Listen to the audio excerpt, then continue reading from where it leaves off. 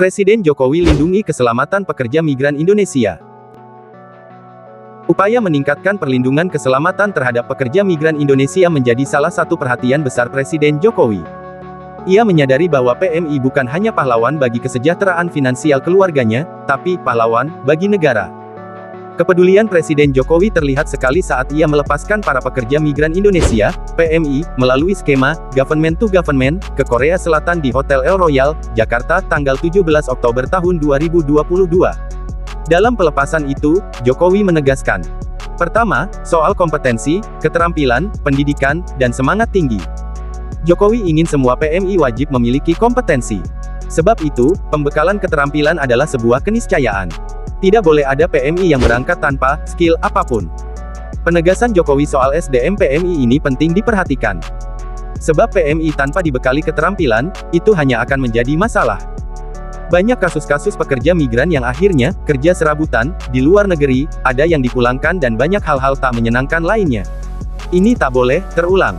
Sebab itu, Jokowi merasa senang ketika PMI mendapatkan pembekalan keterampilan. Itu menandakan Jokowi memperhatikan betul warganya yang ingin bekerja di luar negeri.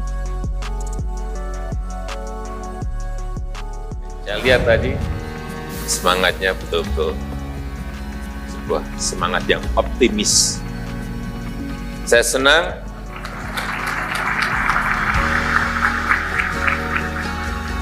karena saudara-saudara disiapkan. Ada pembekalan. Tujuannya jelas. Dan dengan mengucap Bismillahirrahmanirrahim, pada pagi hari ini, saya berangkatkan pekerja migran Indonesia skema G2G ke Korea Selatan tahun 2022 ini.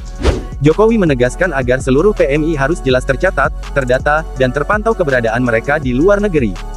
Kenapa? Lagi-lagi ini menyangkut perlindungan dan keselamatan mereka. Sebab itu, tidak boleh ada pekerja yang ilegal.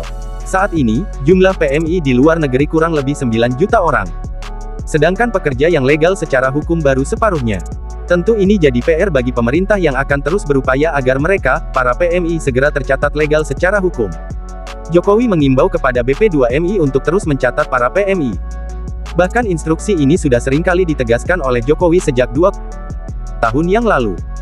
Ketiga, Jokowi mengajak para PMI supaya tetap bijaksana dalam menggunakan penghasilan dari kerja mereka di luar negeri. Jangan menggunakannya untuk hal-hal konsumtif secara berlebihan. Digunakan seperlunya, dan sisihkan untuk ditabung. Pesan terakhir ini sangat berarti bila kita menyadari bahwa sebab sebagai PMI, sejatinya mereka telah berkorban tenaga dan waktu, pergi jauh dari keluarga demi bekerja di luar negeri.